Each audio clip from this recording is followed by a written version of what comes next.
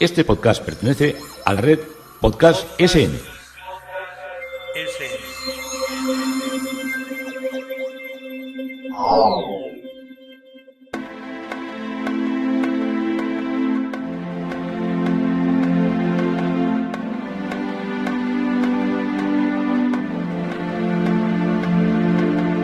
Historia con sentido. Un podcast presentado y realizado por Juan Carlos González.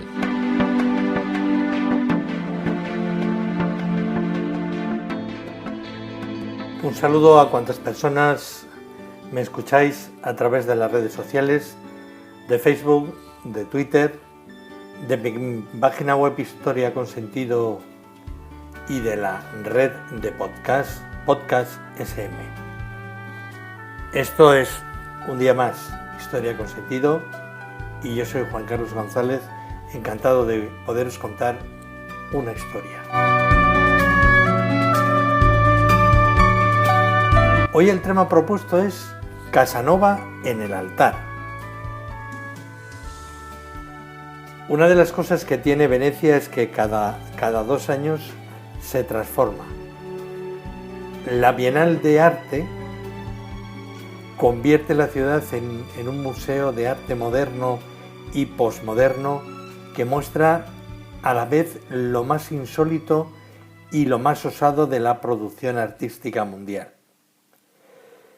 ¿Qué hace que la Bienal transforme la ciudad, que ésta cambie de una manera tan radical de los meses de mayo a noviembre cada 2 años? Pues en primer lugar cobra vida el espacio expositivo.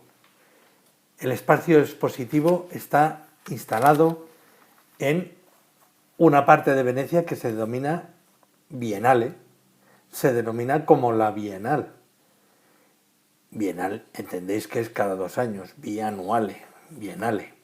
Y se ubica en la zona de los Giardini. Los Giardini es una extensión que está situada detrás de lo que es el antiguo Arsenal.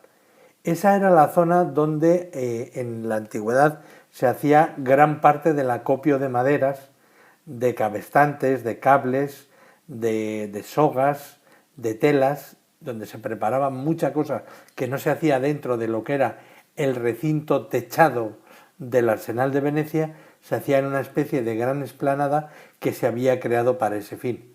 Cuando el Arsenal pierde lo que es su función de fabricar barcos de madera, que era como se hacían las galeras venecianas, eran de madera, al perder ese sentido, toda esa superficie se termina en la época después de Napoleón y a principios del siglo pasado, termina convirtiéndose en un gran jardín que se llena de árboles, que es una especie como de frescor o de pulmón natural que tiene Venecia. Venecia no necesita mucho pulmón natural porque como no tiene calles para andar con los coches, no hay ninguna contaminación de ningún tipo. Bueno, al sumo los motores de los vaporetos, pero bueno, eso es casi guasa comparado con lo que pueden ser la contaminación de nuestras ciudades. Entonces, las paradas uno puede ir andando, uno puede salir de lo que es la plaza o la Piazza de San Marcos o la Piazzetta de San Marcos y continuar andando y puede llegar andando, como os digo, hasta lo que es la Bienale, pasando por delante del Arsenal y por delante de unas vistas incomparables que tendría sobre la historia que hemos hablado últimamente, que es la isla con la silueta del templo paladiano de San Giorgio el Mayor.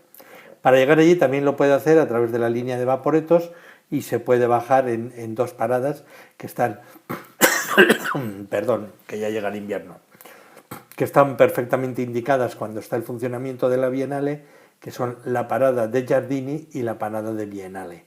Entonces, tanto uno se baje del vaporeto en una parada o en la otra, sigue andando unos 300 metros aproximadamente, se va introduciendo dentro de lo que es los Giardini y dentro de los Giardini puede encontrarse con la Bienal, con ciertas edificaciones. Cuando hablamos de ciertas edificaciones no os penséis que son cosas absolutamente desmesuradas, como se hicieron luego las ferias internacionales que hemos vivido aquí en nuestro país, sino que estamos hablando como de pequeños chalecitos metidos dentro de la foresta del Giardini. Como os digo, forma un gran triángulo que se introduce en una parte de las atarazanas o zonas del montaje y dársenas del arsenal, que también se emplean, una parte del arsenal de lo que es la estructura antigua de la fábrica, de los materiales que se empleaban para los barcos, una parte del arsenal también se emplea como espacio expositivo de la Bienale. Son, para que os hagáis una idea, lo más parecido a unas naves de fábricas con techo altos, todo en ladrillo caravista rojo y con un suelo de grandes adoquines por donde andaban, con caballos y mulo con tracción animal. Ahí en estas estructuras yo no he visto que hubiera una ingeniería mecánica de grúas puente o de cosas de hierro por ahí. Se ve algunas en la parte del fondo, pero no en esta parte dedicada a nivel expositivo. Entonces, dentro de lo que es el jardín, dentro de lo que son la zona de la Bienale, hay unos pabellones fijos que cobran vida y se llenan de actividad cada vez que hay este acontecimiento. Y son obra de los grandes arquitectos modernos, pues de los países que más han empujado por la producción y por el interés en la obra moderna. Solo os voy a decir los países, porque ni yo estoy preparado a deciros cuál era el arquitecto concreto que hizo el pabellón que tanto arraigambre internacional tiene, y además eso hay magníficos podcasts que hablan de arquitectura que pueden contaros cada una de las historias de los pabellones, que son todas muy interesantes porque claro, todos son diferentes. Le encargaban a un arquitecto que hiciera la sede de la Bienal de tal país, lo hacía y quedaba la impronta de su obra. Pues los que tienen sede propia son Italia, Alemania, Argentina, Australia, Austria, Bélgica, Brasil, Canadá, Chequia, Eslovaquia, Colombia, Corea del Sur, Dinamarca, Finlandia, Estados Unidos, Noruega, Suecia, Finlandia, España, Francia, Gran Bretaña, Grecia, Hungría, Islandia, Israel, Japón, Países Bajos, Rusia, Suiza, Uruguay, Venezuela, como países que sus arquitectos han hecho sobre ahí magníficas, algunas de ellas magníficas, son de una belleza. Cada uno, muchas han llevado como un estilo propio para promocionar allí también un poco su etnografía, podríamos decir, pero son unos edificios muy, muy, muy bellos, muy bellos. Y luego está la zona de Venecia, que está hecho con líneas, en algunas partes, bastante art déco de los años 20, modernismo italiano. No sabría definirlo muy, muy concreto porque también es un estilo bastante ecléctico. Y en el pabellón de Venecia es donde suelen estar algunos no es que la Bienal no es exactamente pintura ni es escultura, sino que hoy en día están todos lo que son todas estas creaciones de vídeos, de esculturas, pero jugando una escultura con una televisión, con un vídeo. A veces hay pintura solamente en salas, alguna pintura.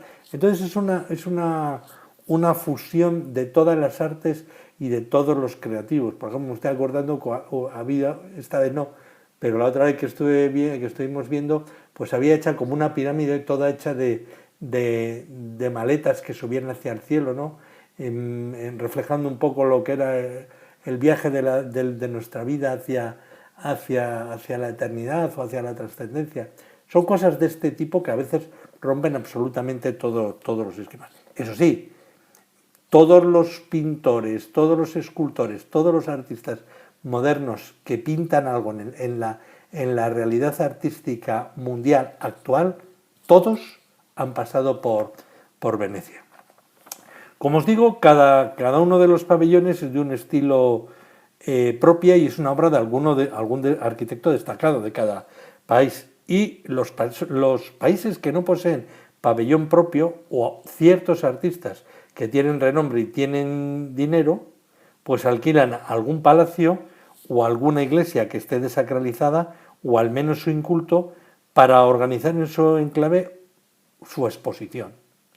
Es por tanto este momento cuando tiene lugar la Bienale para conocer palacios e iglesias que el resto del año, o al menos durante 2 años, están cerrados al público.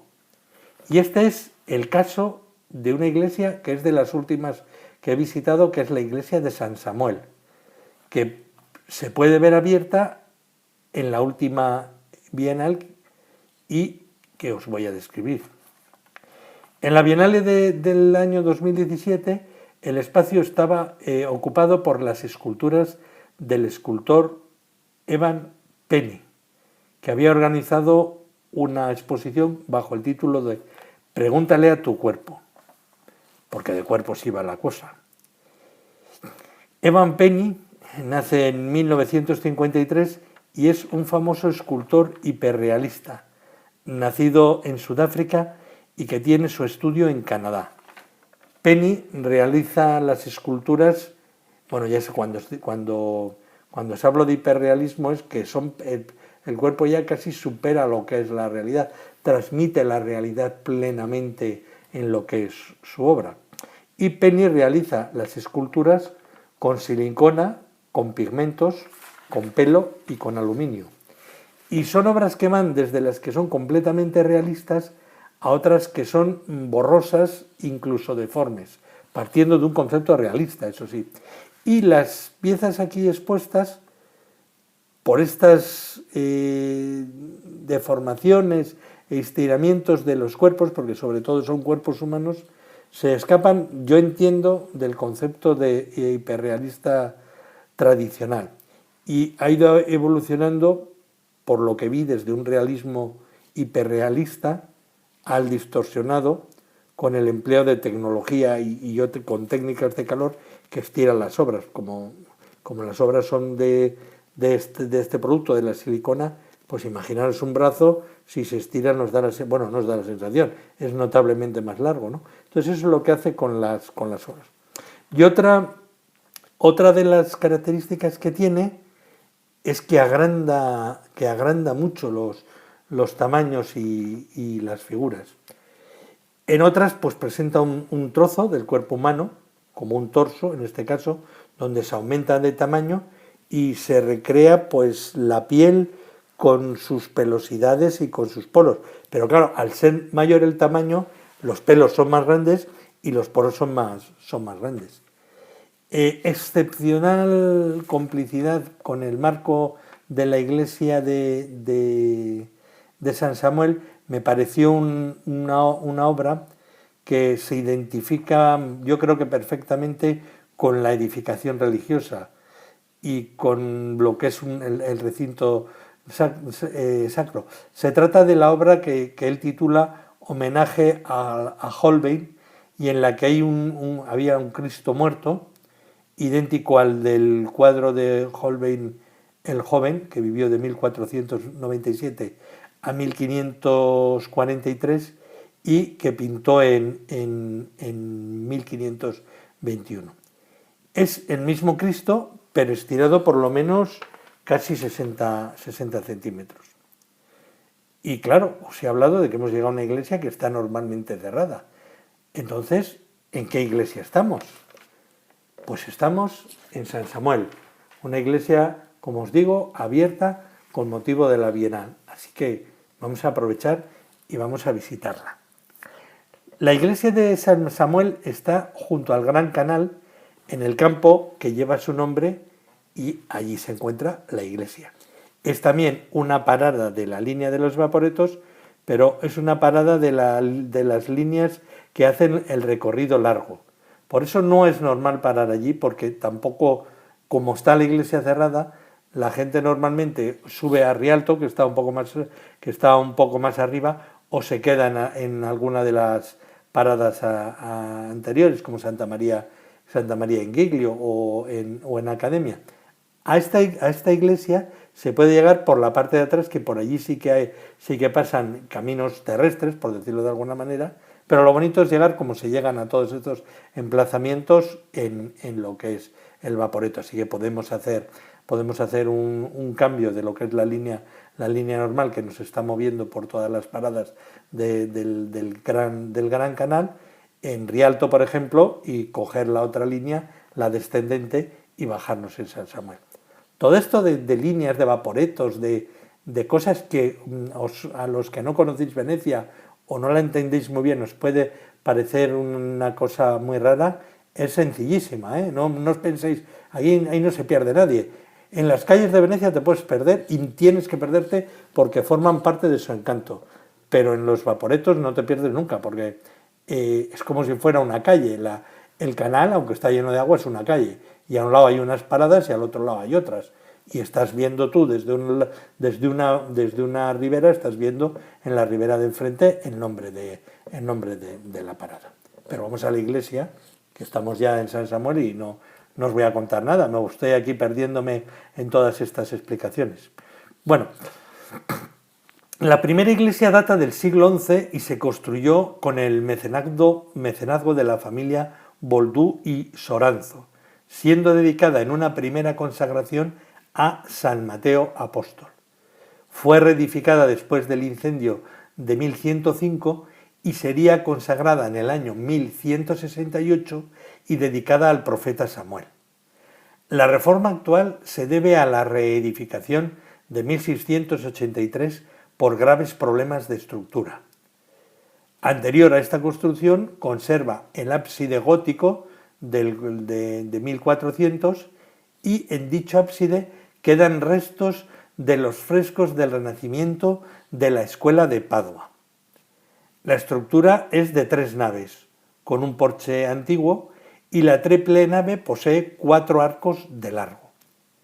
Se accede a la nave por debajo del balcón del órgano, que hoy no existe, solo existe el castillo. El castillo se llama a donde están contenidos los tubos, está el castillo, pero faltan los tubos. Interesante, nada más entramos, vemos al fondo unas vidrieras, una cabecera gótica muy identificable con sus nervios, con estructura ojival, y vemos enfrente colgado un crucifijo magnífico del siglo XIV, muy antiguo, de Paolo Veneciano, que vivió entre 1333 entre 1333 y 1362, y es considerado como el precursor de la escuela veneciana que se inicia en 1400 y que se la conoce como el Trecento. Notoriedad y fama ganaría su discípulo Lorenzo Veneciano.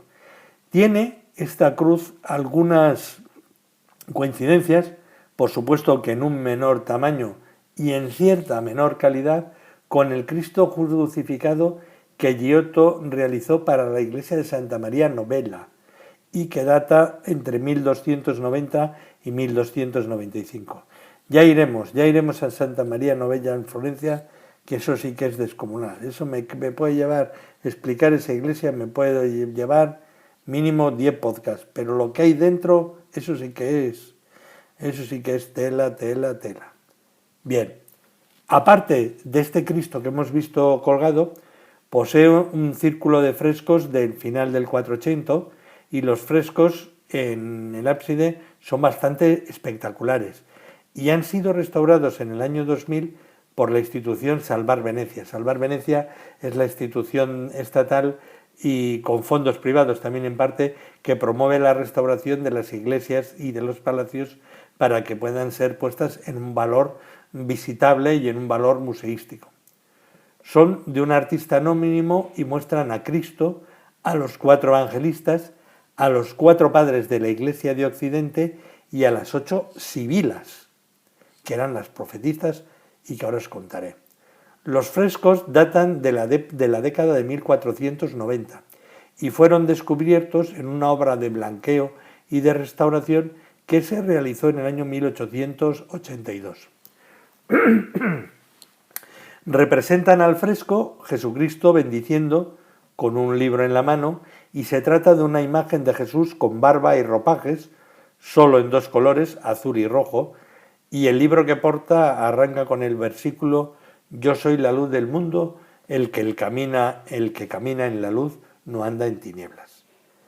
El siguiente fresco es el del apóstol San Juan. Presenta al apóstol sin barba y con un libro abierto, casi cubierto por un águila simbólica de su identidad como evangelista. Y a ambos lados del águila aparecen dos ángeles, uno que toca una viola y otro un laúd. La siguiente representación es el apóstol San Marcos, en una posición casi de perfil, mirando al cielo en busca de inspiración, y el apóstol se coloca en un atril sobre el que escribe su evangelio. Y a los lados del león de San Marcos hay un ángel tocando un órgano. La siguiente representación es el apóstol San Mateo. El evangelista lee y escribe en un libro que un niño sostiene abierto, y a los lados dos ángeles tocando, uno un arpa y otro una flauta. La siguiente representación es el apóstol San Lucas. Un bello icono acompaña al evangelista sustentado encima del libro del Evangelio, y un ángel está tocando a un lado la fanfoña, que es una especie como de acordeón con unas teclas, pero que se tocaba tumbado, y otro está con un fagot.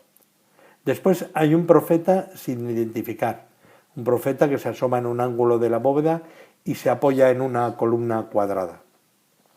La siguiente obra es San Jerónimo, ya entramos dentro de los padres de la Iglesia, con una rica vestimenta cardenalicia y una larga barba blanca.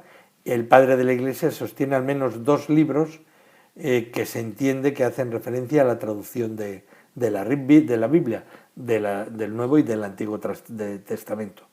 Siguiente obra, San Gregorio Magno, que porta la tiara papal y una rica capa pluvial muy historiada, y con una mano bendice a cuantos contemplan el fresco. Siguiente obra, San Agustín.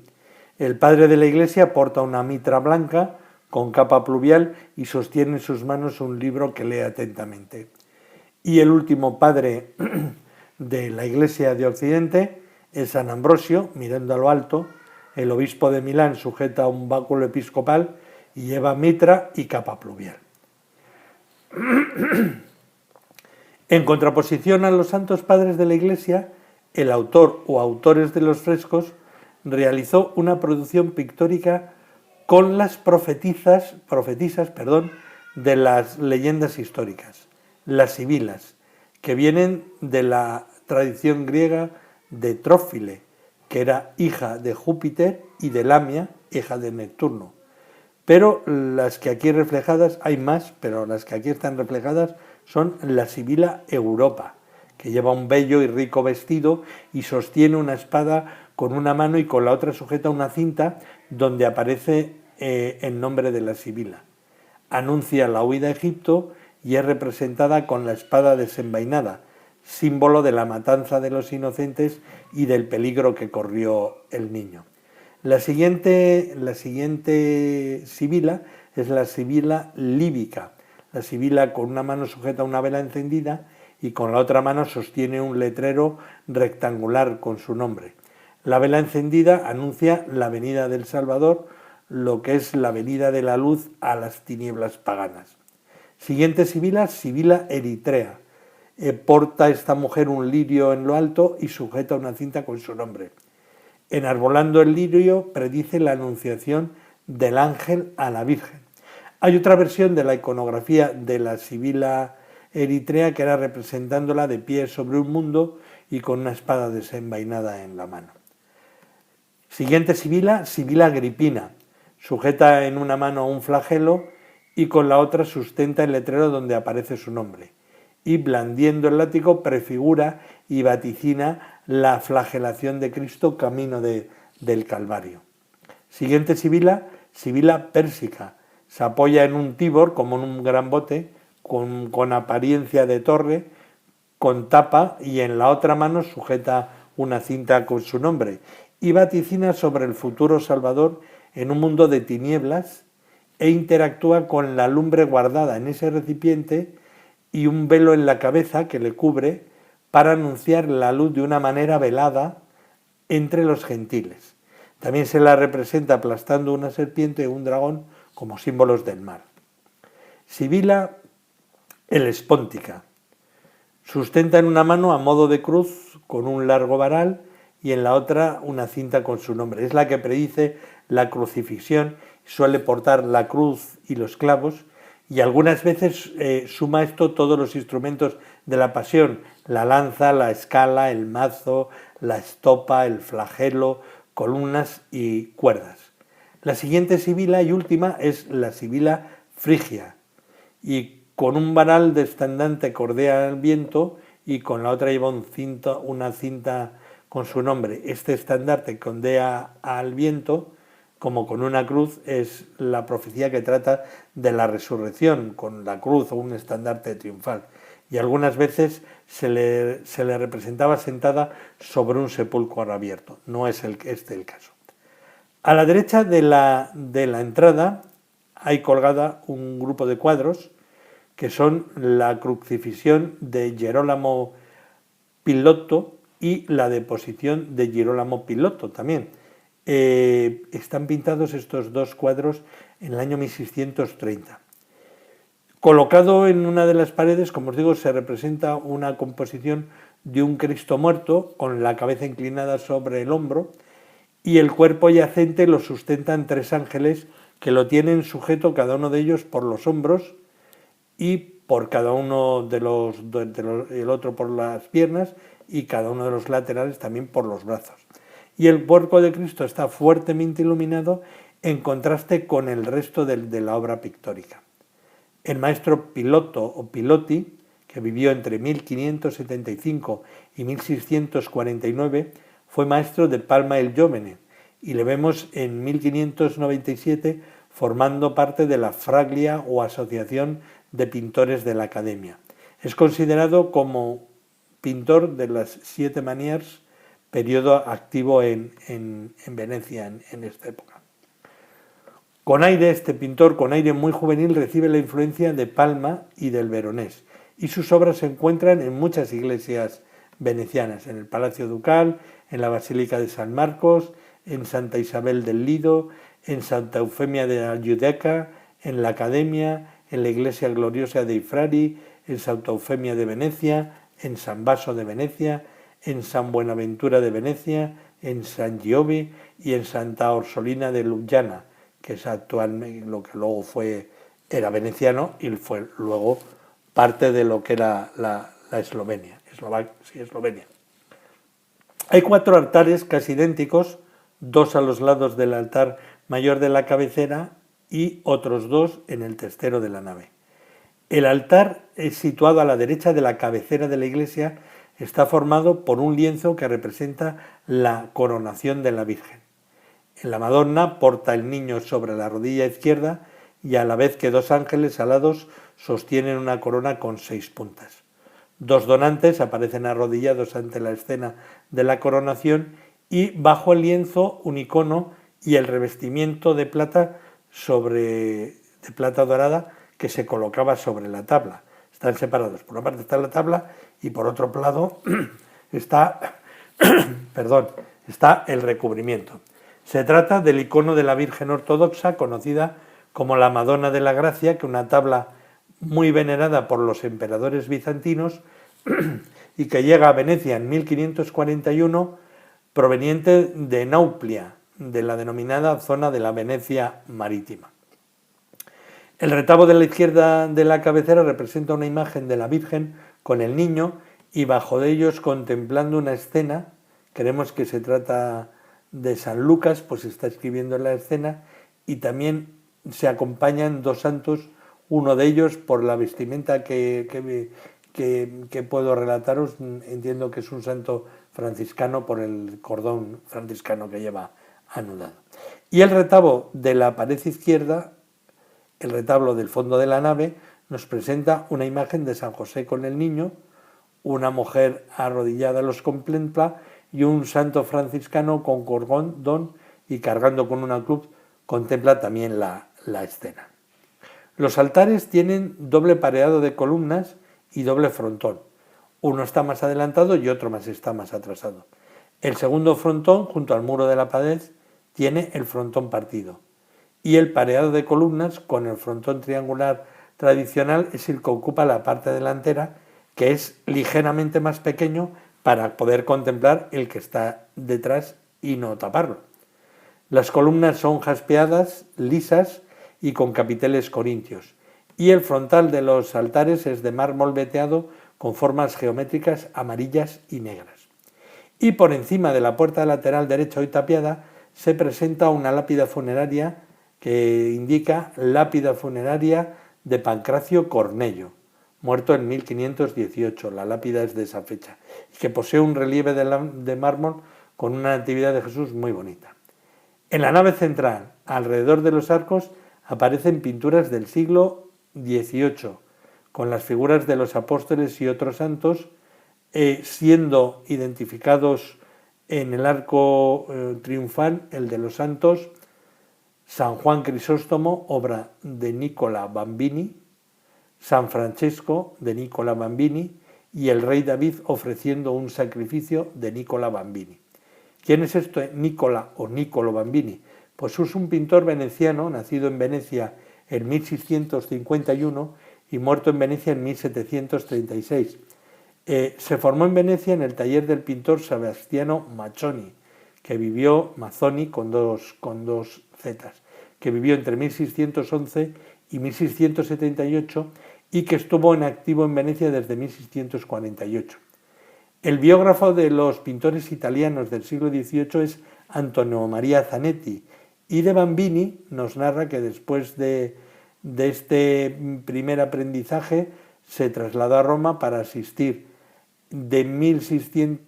a partir de 1672 en la escuela taller de Carlo Maratta. Recordaros que el museo Carlo Maratta vivió de 1625 a 1713, perdón que no os lo había dicho.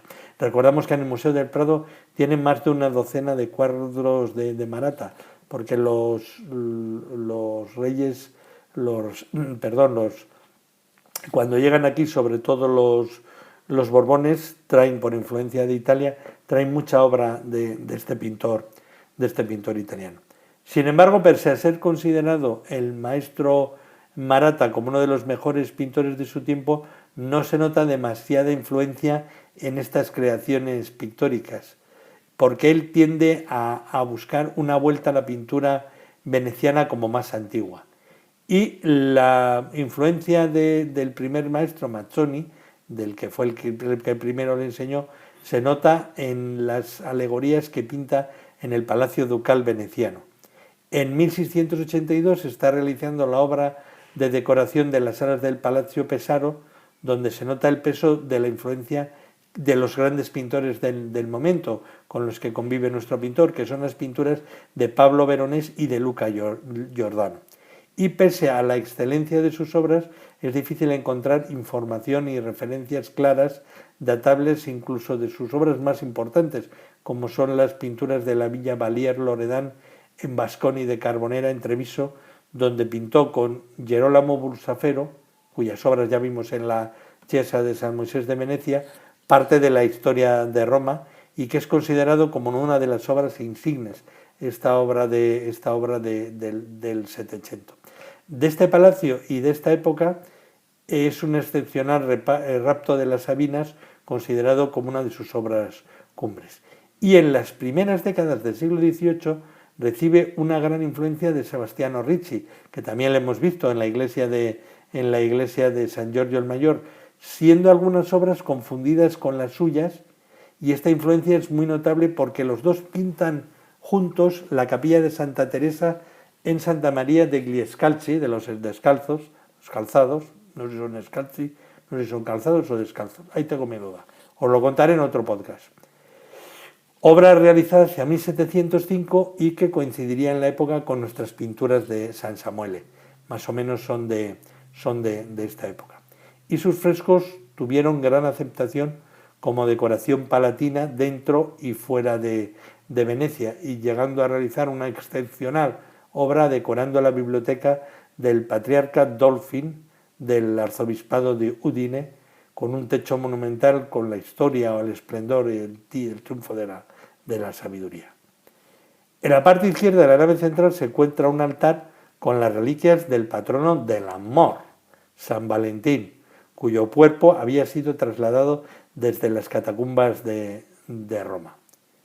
En todo el mundo de las reliquias, tan importante para los templos antiguos, se nos narra la existencia en esta iglesia de un gran tesoro de huesos. Estaba la mandíbula de Santo Tomás Apóstol, un dedo de San Espiridión Obispo, un diente de Santa Polonia Virgen y mártir, así como algunas reliquias notables de San Antonio Abad y de otros santos. La estrella de las reliquias era el altar mayor con una espina de la corona del Redentor. El presbiterio tiene un ábside con 2 pisos de ventanales y en el superior se abren 5 ventanales con vidrieras cuyos motivos son cruces azules sobre fondo blanco y cruces blancas sobre fondo azul. Y en la parte baja las vidrieras no son historiadas, sino de cristal translúcido blanco. Y el altar mayor consta tan solo de un frontal con una pequeña elevación de donde se sitúa centrado un sagrario de puerta de bronce. Y dicho altar está enmarcado en 2 pilastras lisas que son, como todo el conjunto, de mármol de vetas rosáceas. El altar está elevado sobre 3 escalones y genera un transepto que permite dar vuelta alrededor de él. Y el presbiterio tiene un acceso con 2 escalones a partir del suelo de la nave de la iglesia, con una balaustrada de mármol, con balaustres de mármol rosáceo, pero macizos. Y por la parte de fuera, el campanario de estilo bizantino está hecho en piedra de Istria y data del siglo XII. Estamos ante uno de los más antiguos campanarios de Venecia. Y de arte amatoria sabía, y mucho, alguien que estuvo muy relacionado con esta iglesia, que fue Giacomo Casanova. Sus padres se casaron en San Samuel en el año 1724 y aquí Casanova fue bautizado en su baptisterio el 14 de febrero de 1740. Ya veis que de coincidencias de 14 de febrero. Desde los 14 a los 16 años estuvo unido a dicho templo como seminarista y lector de esta iglesia. Y ya desde el principio se distinguió por su amor a la estética de estas pelucas de tirapuzones y era un consumado perfumista que llevaba colonias que encantaban a las damas. Y tenía que tener un verbo muy cálido y arrebataba a todas las féminas en los sermones. Hasta que él también, de tanto arrebatamiento, pues se desmayó en plena homilía, no estando claro si fue por los ayunos, si fue por el arrobo místico de la predicación o fue por los excesos carnales. Pero vio que ese camino no era el apropiado para su desordenada vida. En el desorden eclesial de la época fue, sin embargo, ordenado presbítero y sirvió a Casanova en el altar de esa iglesia. Por eso he arrancado contándoos Casanova del altar. No es porque Casanova acabara casándose en un altar, que también lo hizo, sino porque Casanova sirvió como cura en un altar, en el altar de San Samuel.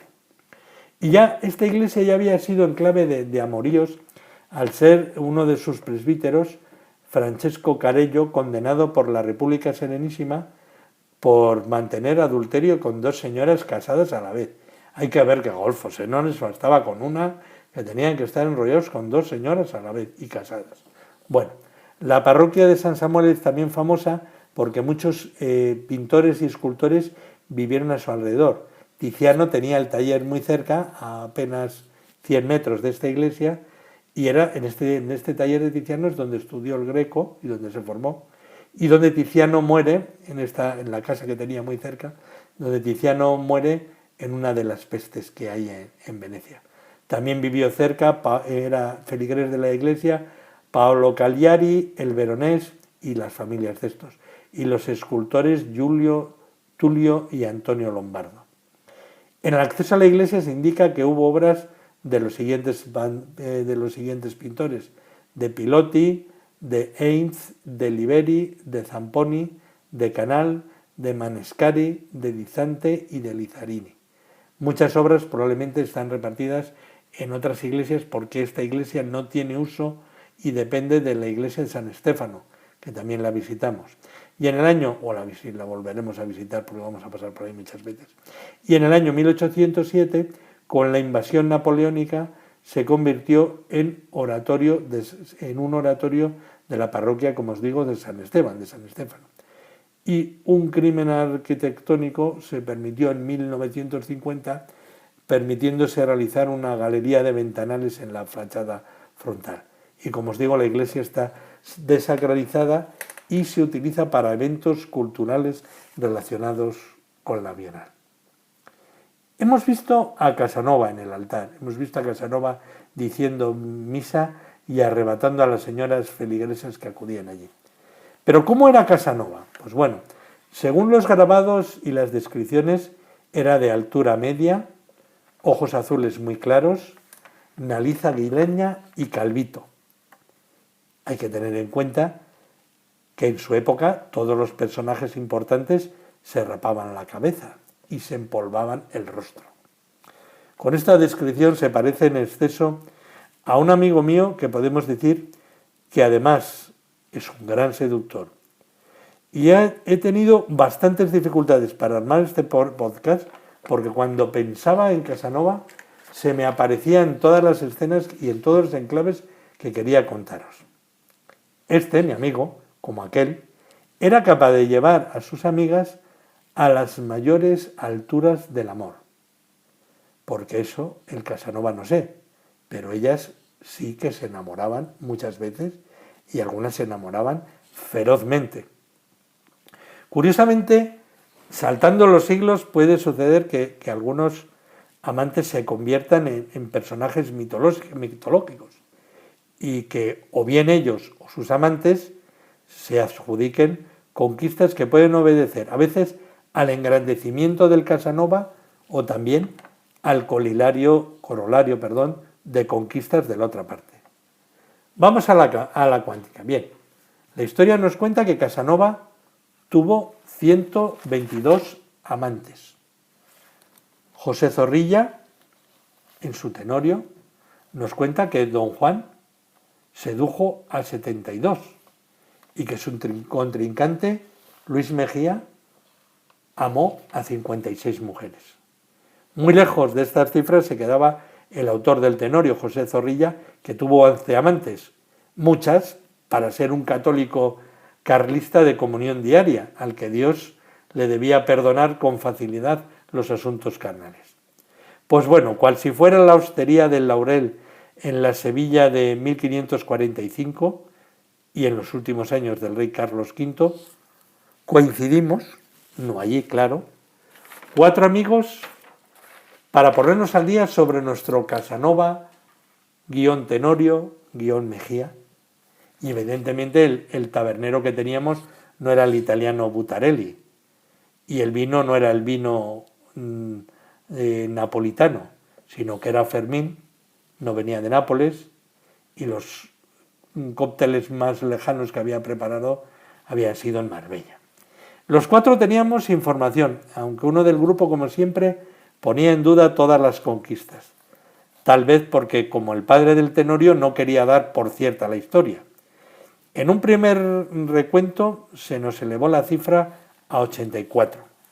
Si bien uno de los comensales dice, cayó por discreción, dijo, sobre algunas amigas que también eran amigas suyas y que eran muy pillas.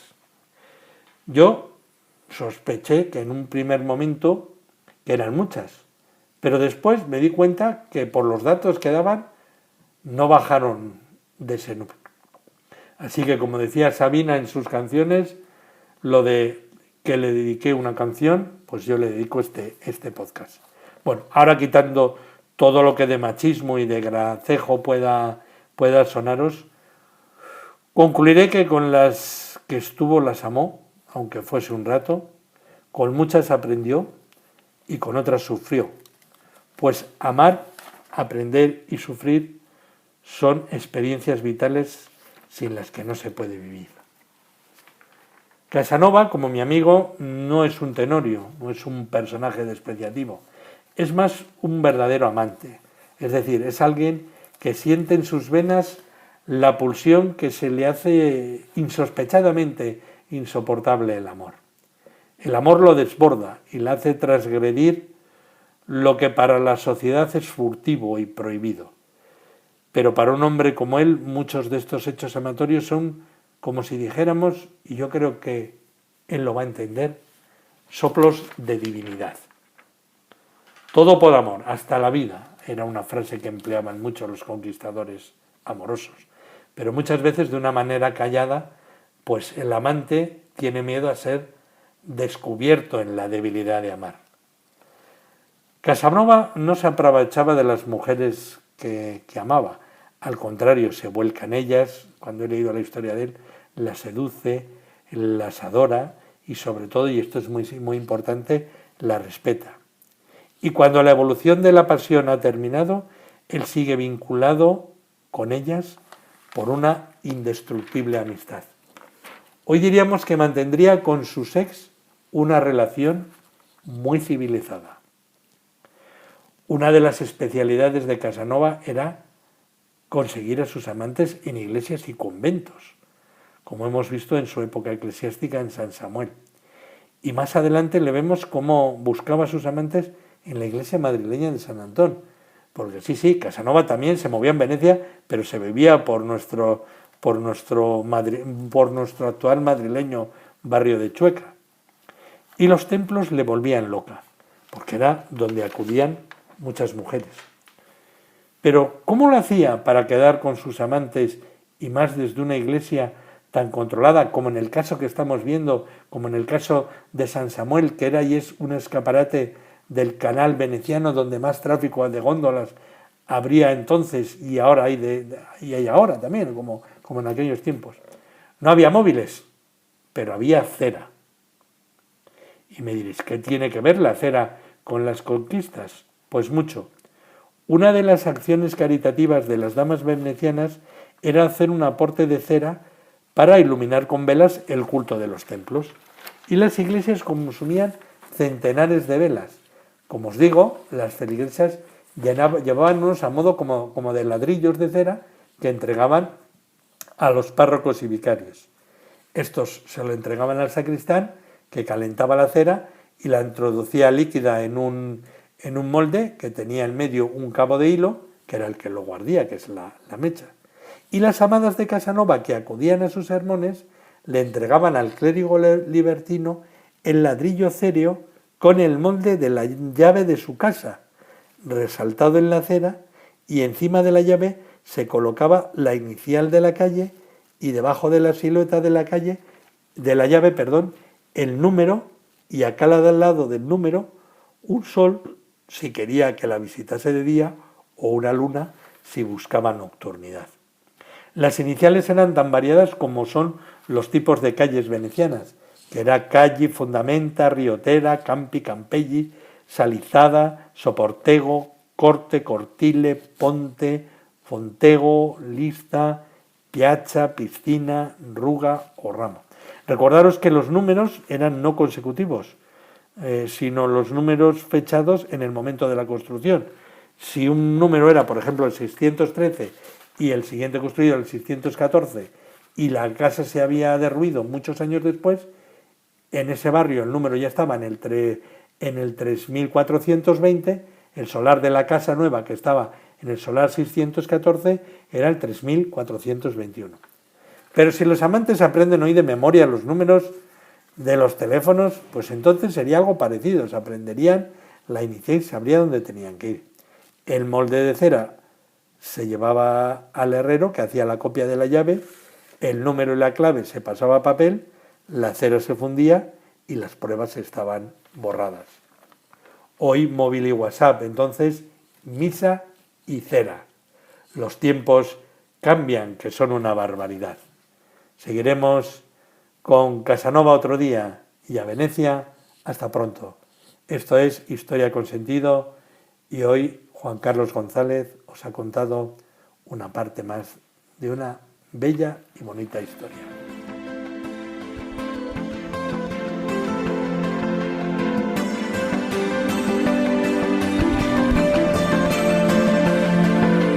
Hasta aquí un episodio más de Historia con Sentido.